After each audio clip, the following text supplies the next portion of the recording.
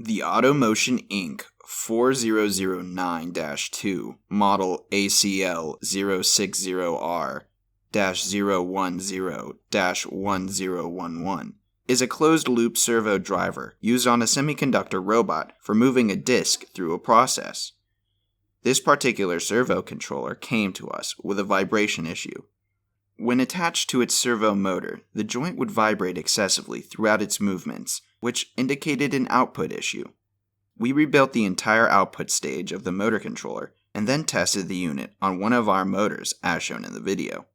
The motor used with this particular servo is very custom, so we had to check the output by using a fairly close test motor, which allowed us to full check the output firing for the type of failures that would cause vibration. This motor controller was then sent back to the user, and we confirmed its full operation after the repair.